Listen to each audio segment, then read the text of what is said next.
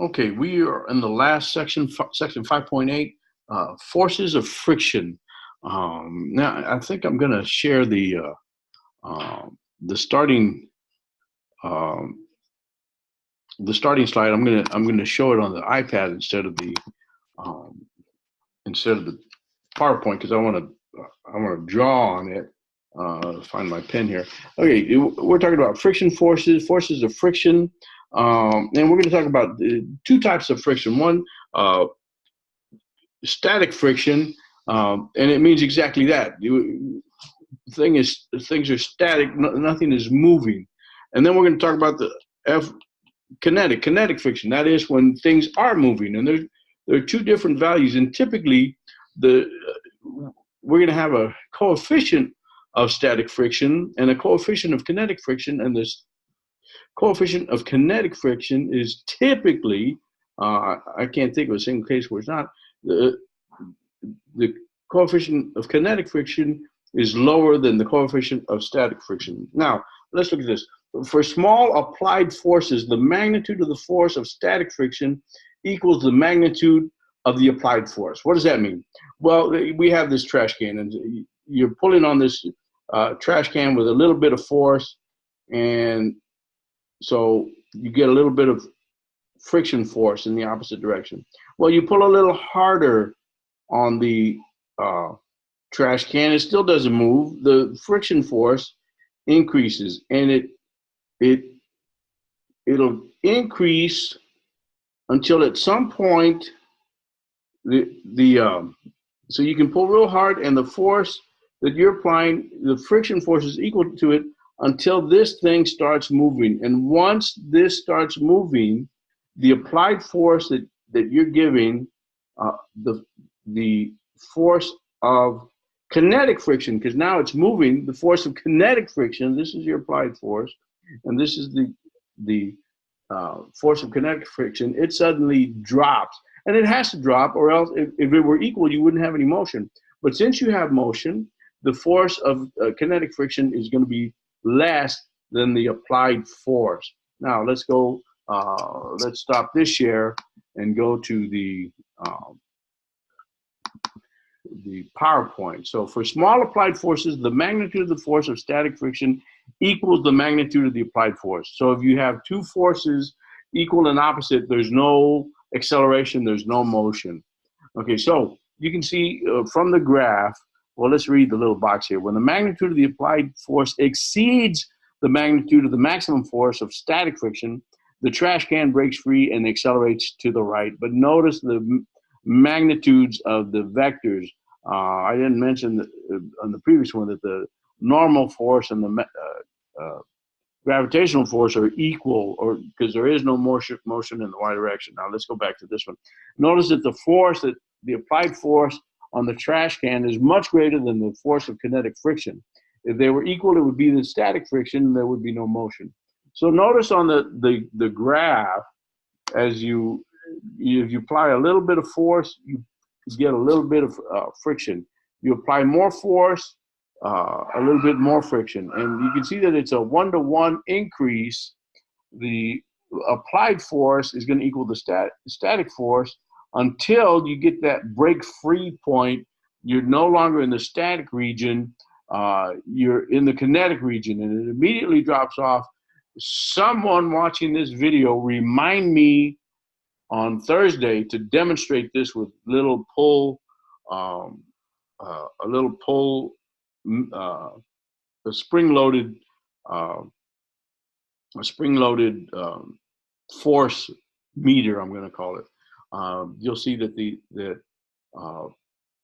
the friction increases on the spring until it starts sliding, then it reduces quite a bit.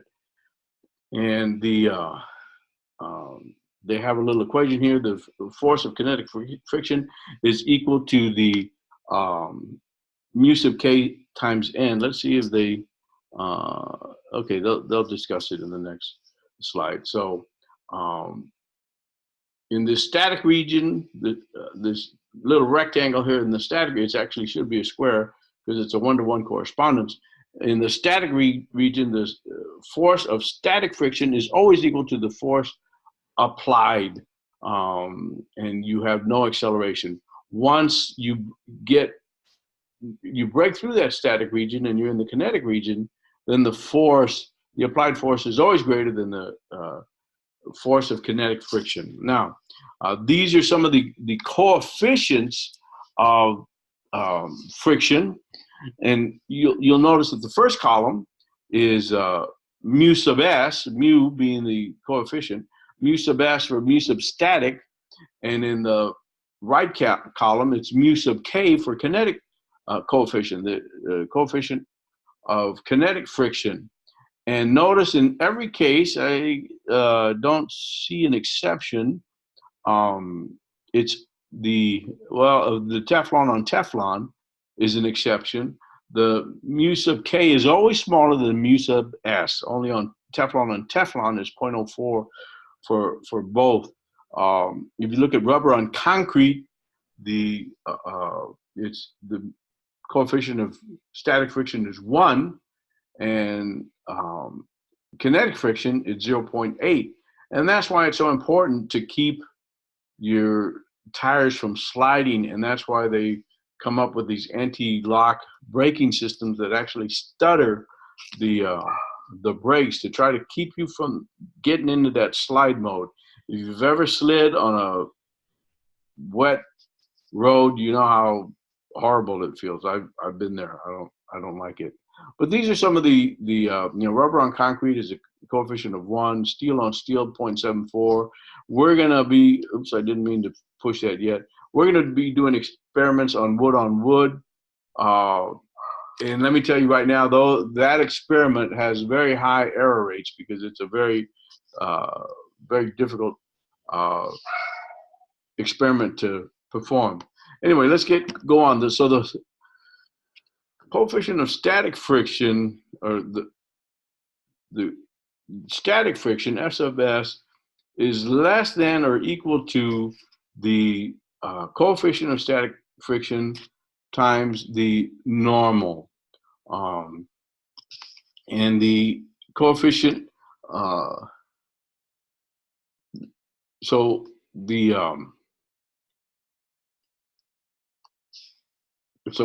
F sub s equals F sub s max equals mu sub s times n, where mu sub s is the coefficient of static friction and n is the normal. F sub k, the force of kinetic friction, is equal to mu sub k times n. And in all these cases, n is the normal force. Most of the time, it's equal to mg. For most cases, it's equal to mg. I'll have a few homework problems that demonstrate how to use these. Okay, you press your physics textbook against a vertical wall. You push your textbook flat against a vertical wall with your hand. What is the direction of the friction force exerted by the wall on the book? Okay, now let's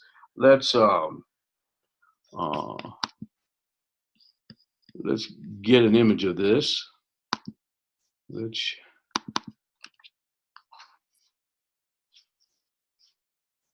Okay, so here's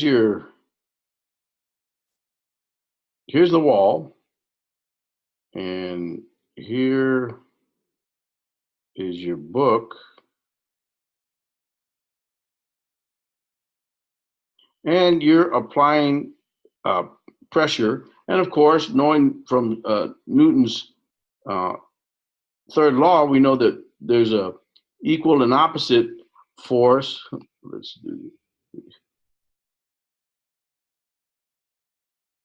There's an equal and opposite force from the wall pushing on the book. You're applying pressure to the book against the wall. Now, what forces do you know exist on that book? Well, we have mg, gravitational force, right? So there's got to be, if it's not moving, if you're pushing it against the wall and it's not moving, there has to be an equal and opposite force. And that is, it actually is taking place right here, or actually all along there, it's that's your F of S, your static friction. So now that we've drawn it, let's go back to the PowerPoint. You should be able to answer this. Okay, what is the direction of the friction force exerted by the wall on the book? Well, we know downward is the gravitational force. Out from the wall is the opposite direction of your push into the wall. So the only one left is upward. Oops, it has to be upward. The friction force is upward. Now, let's look at Charlie is playing with his, Charlie is playing with his daughter Tori in the snow.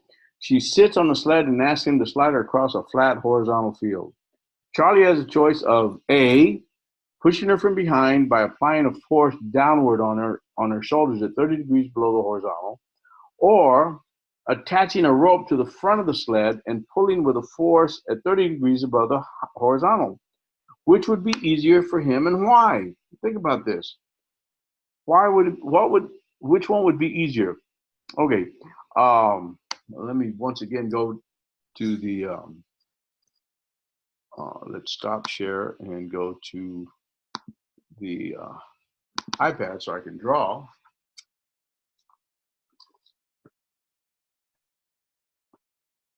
Okay, if he does this first case, there's a, I need a darker, we'll just use black. If he's doing here, if he's pushing here, first of all, there's already an mg from the daughter's weight, right? And if he pushes her with a slight force downward, there's a horizontal component to his push, and there's a vertical component to his push, right? Well, that vertical component to his push is going to increase the normal. So if the force of, well, actually not static, this is kinetic friction. If the force is equal to mu k times the normal, if you increase the normal, the friction is going to go up also, right? If you increase the normal force, the friction is going to go up. Now, let's look at this. If he's pulling her with a rope here, you've got, of course, you've got the mg going downward. That's an mg. If he's pulling her with a rope, you've got a vertical component here of F, and you have a horizontal component here. Notice how this one diminishes this one, so that's gonna decrease the normal. So the F sub mu is equal to not F sub mu, F sub k. F sub k is equal to mu sub k times the normal. If you decrease this normal, which you've done by by adding this, you've diminished the mg, and so it's easier to slide. Now let's see. I think I'm using the answered one, so I've already given you the answer. But I mean, that was the whole point of the discussion. Okay. Charlie has a choice: pushing her from behind by applying a force downward on her shoulders, or attaching the rope to the front of the sled and pulling with the force at 30 degrees above the horizontal. Which would be easier, attaching the rope to the front of the sled and pulling with a force at 30 degrees above the horizontal, Pulling up on the rope decreases the normal force, which in turn decreases the force of kinetic friction. And I think that's the last one. Very good. So we'll stop.